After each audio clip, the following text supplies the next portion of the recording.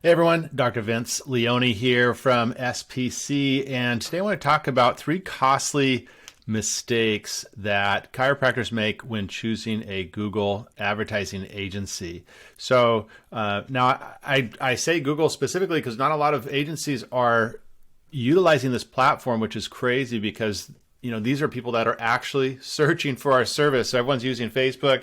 We use Facebook too, right? Generate tons of leads, but not that many people that actually come into the clinic. So we see a lot of success when we combine Facebook and Instagram, Google and YouTube, right? So then we have the spectrum. We have the biggest social network. We have the biggest search network. And then we have the second biggest search network with YouTube. And then plus we have the video. So let's go ahead and dive into this quick training. The number one mistake, right, is not having clear objectives. So the reason why this is so important is most doctors will say, well, how many, I want as many new patients as you can send me. Now, the problem with that, I get it, right? I practiced too, and we wanted typically, as many new patients as we could get. But what that does for the agency, it's like moving the goalposts. They never have a clear target. And plus, then they're not able to help you budget properly. So here's what I recommend. Put the budget aside for a second, right? What's a clear number of new patients per month that you can process effectively, right? And so you'll need to know what your conversion rate is. So in other words, if you enroll, say at 50% or close, I don't really like the term close, but if you enroll at 50%, then say you wanted 5 new patients a month, your care plan is $5,000. Obviously, we're talking about niche specific marketing here. That's all that we do. Decompression, neuropathy, knee pain, and plantar fasciitis. So we're talking about, niche specific. So you may be thinking, okay, I want revenue, an additional, say, $25,000 in revenue. My care plan is $5,000.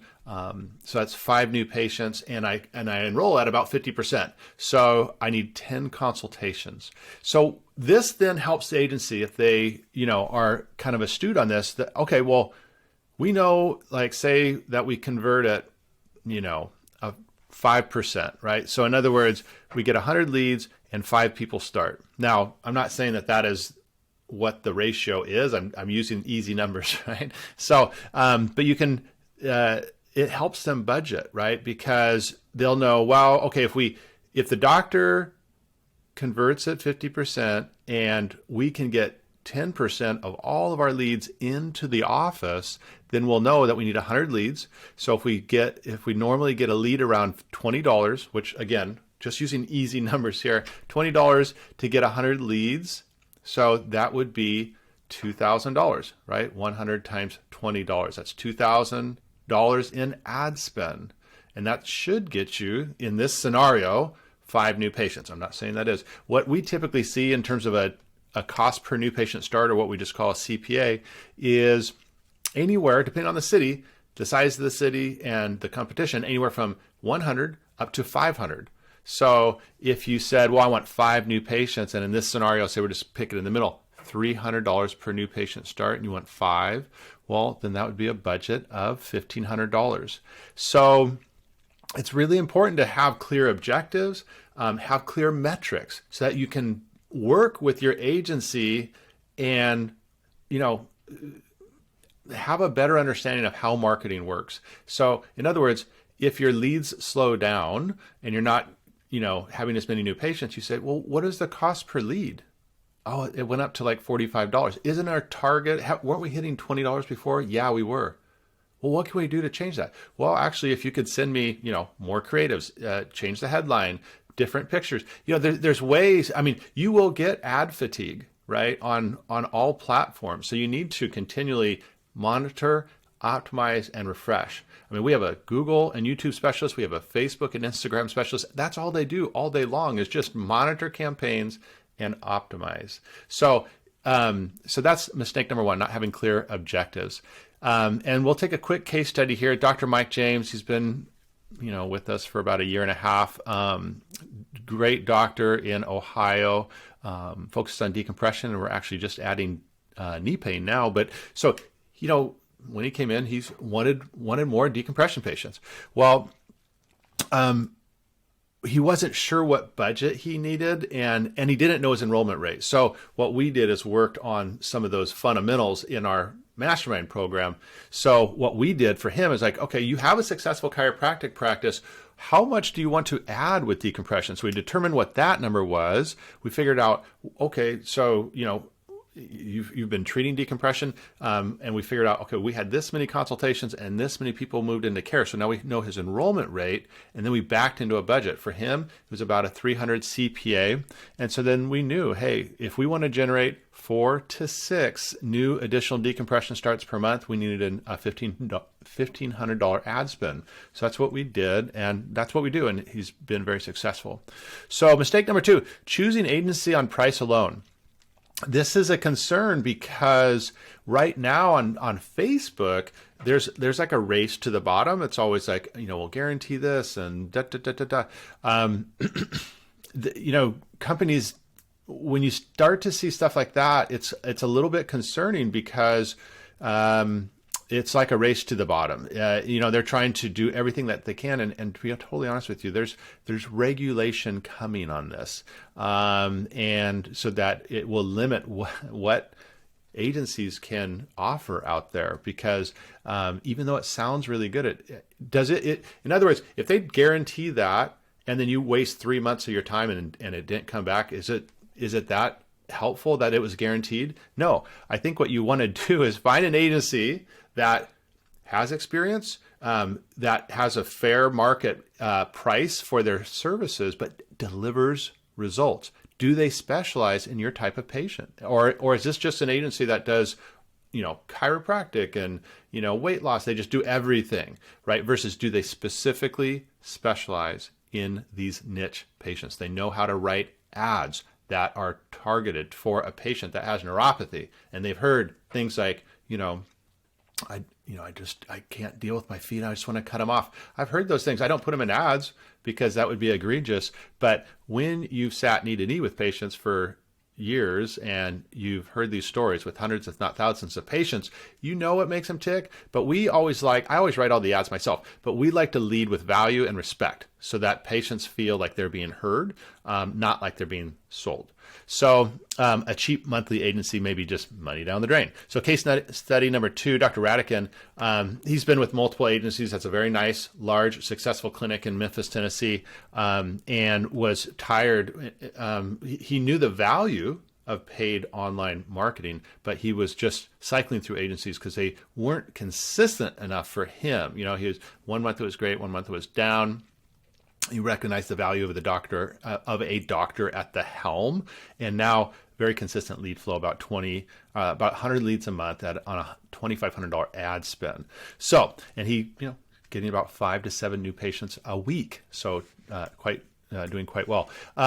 Mistake number 3: undervaluing years of experience. So we've been operating since 2016. That's, not the longest in the world, but, we're dedicated to, providing high quality service, and we've been doing it for a little bit. That's about 6 years.